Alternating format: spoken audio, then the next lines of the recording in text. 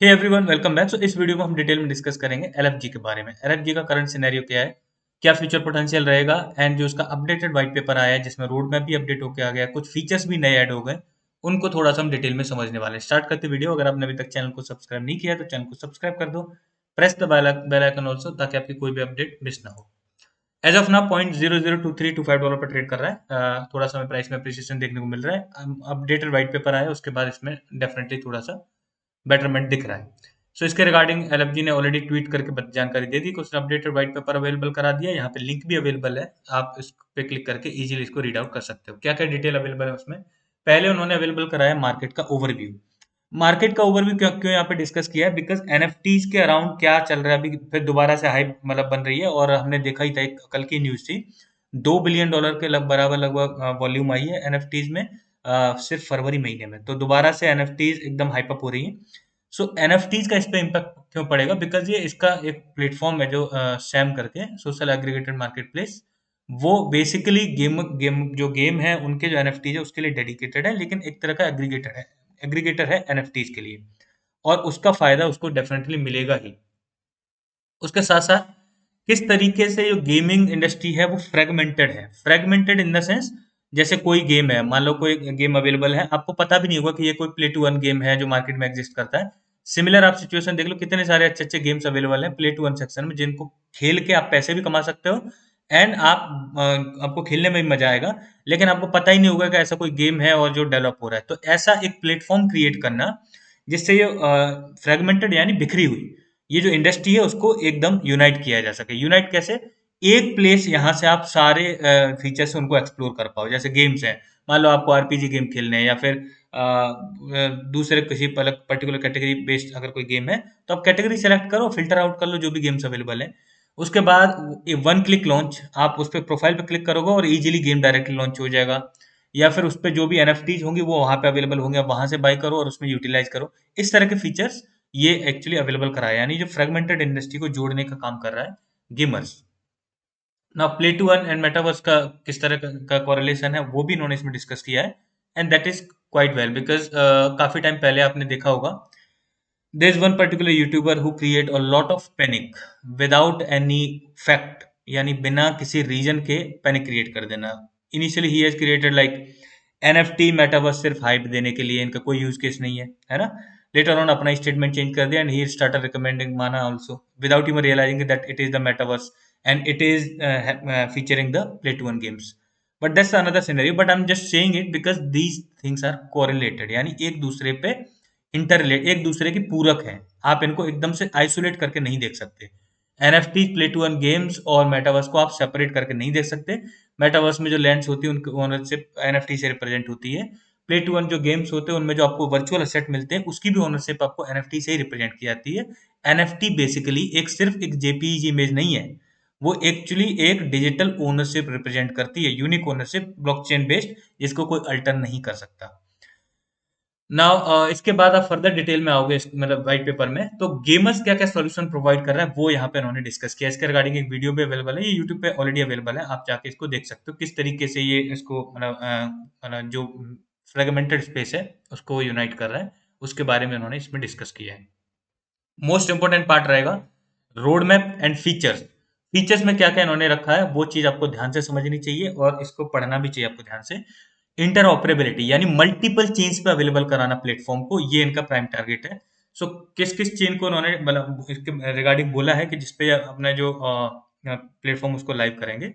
सो ये आप देख सकते हो, उन्होंने बोला है इथीरियम में, Binance smart chain, Polygon, Immutable x and avalanche and others also. बाद में और भी चेन्स को इसमें इंक्लूड करने वाले हैं। एनएफटी इंडेक्सर, ये जो फीचर है इसको इन्होंने किस किस चेन पर रखा है। एज ऑफ नाउ इन्होंने बोला है the platform supports Ethereum, Binance smart chain, Polygon, Immutable X, Avalanche, Moonbeam and Skale. And जल्दी ही ये इंटीग्रेट करेंगे Solana, Flow, Wax, Tezos, Palm, Arbitrum and Ripple को भी, ठीक है ना। So everything is positive about this thing also. Game aggregator है, फिर फर्दर थोड़ा लाइट नोट पे बोल दे रहा हूँ, easily you can figure out and filter the games, क्योंकि सारे गेम्स उसमें इंटीग्रेटेड होंगे। मोर देन 90 गेम तो ऑलरेडी है, 92 was the count last time, और अभी उसके बाद दो तीन और बढ़ गए इसके पार्टनर्स। तो पार्टनरशिप एक अलग ही लेवल पे है, उसको तो आप डिनाई नहीं कर सकते। ना तो सोशल मीडिया, सोशल मीडिया अब जैसे अगर आप देखो गेमर्स के बीच में मतलब जो गेमर्स हैं अपनी कम्युनिटीज बनाते हैं जहाँ पे मतलब जो हैंग आउट करते हैं और अपने मतलब जो भी अचीवमेंट उसको शेयर करना या फिर न्यू गेम्स को फिगर आउट करना, डिस्कशंस करना, इस तरह के जो सिनेरियो है वो it is being lacking like एक डेडिकेटेड उनके लिए सोशल मीडिया प्लेटफॉर्म रहे। यहाँ पे आके वो अपनी कम्युनिटीज क्रिएट कर सकते हैं, ग्रुप्स क्रिएट कर सकते हैं, एंड उसके लिए उन्होंने एक शेयर टू अर्न मॉडल भी रखा है जिसको हम फर्दर डिटेल में भी देखने वाले हैं। अब यहाँ पे एक चीज इंपॉर्टेंट देखना, AI generative NFTs, artificial intelligence का यूज करने वाला है गेमर्स, और ये जो डेवलपमेंट है 2D के लिए डेवलप करेगा इनिशियली अभी स्टार्टिंग में ही, यानी Q1 में ही इसका डेवलपमेंट शुरू हो जाएगा, Q2 में इसको लॉन्च करेगा और फिर लेटर ऑन 3D जो एआई जनरेटिव एनएफटीज है उस पर भी वर्क करेगा। और जब आप एआई से जनरेट करके एनएफटीज लॉन्च करते हो, कलेक्शन एआई से जनरेट करोगे, आप जितने क्रिएटिव होगे उतना ज़्यादा अच्छी तरीके से आप एनएफटी क्रिएट कर पाओगे। फॉर एग्जांपल अगर आप चाहो भी, अगर आप इस चीज़ में इंटरेस्टेड हो तो मैं आपको बता भी सकता हूँ कि ओपन एआई यानी जो जिसने चैट जीपीटी क्रिएट किया है उसका ये भी टूल अवेलेबल है। आप जो भी इमेजिन करोगे वैसे ही आप इमेजेस भी क्रिएट कर सकते हो। आप चाहो तो खुद की एनएफटीज क्रिएट करके आर्टिफिशियल इंटेलिजेंस से और मिंट भी कर सकते हो, लेकिन जितना क्रिएटिव आप सोचोगे, जितना प्रोडक्ट मतलब जितना आप क्रिएटिव मतलब उसमें टाइप करोगे उतना ही आप बेटर रिजल्ट ले पाओगे। जरूरी नहीं है कि हर कोई व्यक्ति अच्छी एआई से एआई को यूज कर अच्छी एनएफटी क्रिएट कर ले। उसके लिए भी आपको थोड़ा सा क्रिएटिव और आर्टिस्टिक माइंड चाहिए। सो अब ये आर्टिफिशियल इंटेलिजेंस का यूज करेगा and that is quite positive for this particular project. Gamer pad, इस पे भी काम जल्दी शुरू हो जाएगा। रोड मैप वाले पार्ट में हम देखेंगे कि कहाँ कहाँ मतलब कब इस पे काम शुरू होगा। ये एक्चुअली सर्व करेगा लॉन्च पैड की तरह, यानी नए गेम्स को लॉन्च होने के लिए ये एक गेमर पैड एक वन स्टॉप सॉल्यूशन, यानी गेमर्स अपने आप में गेमर जो जितने भी गेम्स अवेलेबल है प्ले टू वन गेम्स उनके लिए वन स्टॉप सॉल्यूशन की तरह डेवलप कर रहा है अपने आप को। तो ये उनका लॉन्च पैड रहेगा। शेयर टू वन मॉडल कुछ इस तरीके से वर्क करेगा कि जैसे मान लो किसी ने अपनी कम्युनिटी क्रिएट की, अगर उसे शेयर टू वन मॉडल में पार्टिसिपेट करना है, कोई भी व्यक्ति जो भी अपने ग्रुप में जो भी इंफॉर्मेशन शेयर करता है उसको जितने ज्यादा इंप्रेशन मिलेंगे उतना ही ज्यादा वो अर्न कर पाएगा, लेकिन उसके लिए उसको एक सर्टेन अमाउंट में गेमर्स यानी एलएफजी बाई करके स्टेक करने पड़ेंगे, तभी वो इसके लिए एलिजिबल होगा। That will create the another use case for the LFG, जो गेमर्स है उसका नेटिव टोकन है उसके लिए।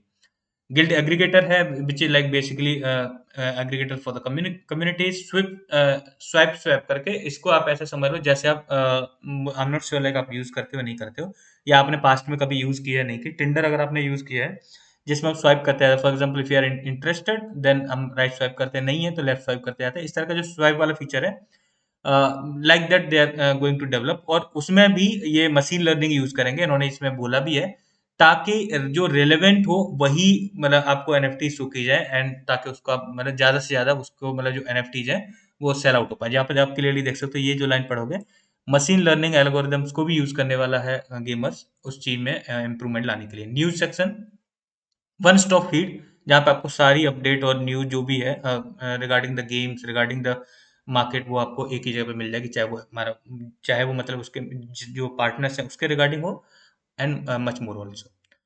सो दीज आर द फीचर्स। तो फीचर्स में हमने दो चीज देख ली है कि मतलब पहले तो मशीन लर्निंग का यूज उन्होंने यहाँ पे इंटीग्रेट कर दिया है, यहाँ पे बता दिया है कि मशीन लर्निंग इंटीग्रेट करेंगे, एंड साथ साथ में आर्टिफिशियल इंटेलिजेंस को यूज करने वाले हैं, एंड यू ऑलरेडी नो कितनी ज्यादा हाइप है आर्टिफिशियल इंटेलिजेंस के अराउंड। सो एलएफजी टोकन की यूटिलिटीज क्या रहेंगी, इसी में टोकनोमिक सेक्शन में उन्होंने डिफाइन करके दिया। पहले तो जनरेटिव एआई कैसे वर्क करेगी ये उन्होंने बता ही दिया है। एआई है आर्टिफिशियल इंटेलिजेंस है, तो आपको बस क्रिएटिवली टेक्स्ट टाइप करना है और आप इमेज क्रिएट कर सकते हो। एंड मैंने आपको ऑलरेडी बोल दिया, अगर आप इंटरेस्टेड होगे तो उसके लिए मैं बता दूंगा कि किस तरीके से करते हो। बहुत ईजी है इसको यूज करना, डेली करके जो उसका प्लेटफॉर्म है ओपन एआई का, वहां से इजीली क्रिएट कर सकते हो। डिस्काउंट मिलना, जैसे जो भी आप एक्टिविटी करोगे उस पर नॉर्मली जितनी फीस लगेगी वो तो लगेगी ही, अगर आप एलएफजी टोकन से फी पे करोगे तो 50% डिस्काउंट मिलेगा आपको ट्रांजेक्शन पे, और जितना भी मतलब एलएफजी वो कलेक्ट करेंगे वहां से उसका 50% वो बर्न कर देंगे। बर्न वाले प्रोग्राम आप देख सकते हो, 50% of the transaction fees are burned. तो ये प्राइस की स्कार्सिटी भी क्रिएट होगी, और ये शुरू होगा सैम के लॉन्च होने के बाद, और वो लॉन्च होना है मार्च में, और इसी के लिए आपने इसमें एलोकेशन किया है, you might aware about it. Generally जो ट्रांजेक्शन फीस है दैट इज लाइक जो देखा जाए on an average NFT market places पे 2.5%। सो अगर आप एलएफजी से पे करोगे तो वो सिर्फ चार्ज करेंगे 1.25%। ना उसके बाद staking, NFT promotion. NFT promotion, मान लो कि आपने अपनी एनएफटी मिंट कर ली और मान लो कि आपको उसको प्रमोट करना है, यानी उसको ज्यादा इंप्रेशंस दिलाने हैं, ज्यादा लोगों को विजिबल करना है उसको। जितनी ज्यादा मतलब लोग देखेंगे उसको, उतना ही ज्यादा उसके बिकने के चांसेस रहेंगे। तो आपको करना क्या होगा, आपको एनएफटी को प्रमोट करना होगा। प्रमोट करने के लिए आपको एलएफजी टोकन से ही प्रमोट कर सकते हो, दूसरा और कोई ऑप्शन नहीं। आप एलएफजी बाई करोगे और उससे ही प्रमोशन की फी पे करोगे और वो प्रमोट होने लगेगी। यानी जैसे आप देखते हो कभी कोई गूगल पे आप सर्च करते हो, कुछ सर्च रिजल्ट जो ऊपर ही आ जाते हैं, जो एड प्लेस करता है गूगल, लाइक दैट ओनली। अगर आप एलएफटी स्वाइप करोगे तो वो जो जिन्होंने प्रमोट की होगी उनके इंप्रेशन ज्यादा आएंगे compare to the normal ones. Share tone model को मैं आपको ऑलरेडी एक्सप्लेन कर चुका हूँ। जो एलएफजी का टोकन वेस्टिंग शेड्यूल है, ऑलमोस्ट सारी कैटेगरी से टोकन सप्लाई में, मतलब जो सप्लाई है वो सर्कुलेशन में आ चुकी है, टोकन सर्कुलेशन में आ चुके हैं। टोकन रिजर्व एंड टीम से सर्कुलेशन में अभी भी आ रहे हैं, एंड दैट इज रफली 16 million per month, compare to अभी ऑलरेडी इसके नियर नियर टू आप ऐसे चलो 391 मिलियन जो अभी टोकन है वो सर्कुलेशन में। कॉइन गेको पे जाकर आप देखोगे, वहां पे बिल्कुल अपडेटेड सर्कुलेटिंग सप्लाई दिखाता है। That supply is actually absolutely right. So 16 million का आना इतनी टेंशन नहीं, क्योंकि अब सेम आ जाएगा तो उसके बाद बर्न भी होने लगेगा, तो ये बैलेंस हो जाएगा। और आगे चल के देखना स्लोली जो एलएफजी टोकन की सप्लाई है वो डिफ्लेशनरी नेचर में चली जाएगी, यानी घटने लगेगी, बढ़ेगी नहीं ना। विजन क्या है, उसको विजन को एक्सप्लेन किया, बट इसमें इतना ज्यादा खास नहीं है। जो मैं आपको पहले ही बोल चुका हूँ किस तरीके से फ्रेगमेंटेड इंडस्ट्री को यूनाइट कर रहे हैं, दैट इज फाइन। एआई का यूज करेंगे वो ठीक है, मैं आपको एक्सप्लेन कर चुका हूँ व्हाट इज एआई, मतलब जनरेटिव एआई जो ये बता रहे हैं इसके बारे में। क्वार्टर वन 2023 में क्या करने वाले, गेमर पैड का development, gamers NM drop, merchandise, generative AI development शुरू कर देंगे क्वार्टर वन 2023 से ही, एंड मार्केट प्लेस लॉन्च हो जाएगा इसी क्वार्टर में, which is destined to be launch in March. Quarter two 2023 में क्या करेंगे, इथेरियम का ब्रिज, यूनिसॉफ्ट डेक्स पे लिस्टिंग, एंड उसके बाद जनरेटिव एआई लॉन्च कर देंगे, ramp up marketing, Ethereum staking pool. Quarter three 2023 में क्या करने वाले, मोबाइल एप्स, न्यू चेन्स जो उन्होंने प्रॉमिस किया, मल्टीपल चेन्स पे अवेलेबल कराएंगे इसको।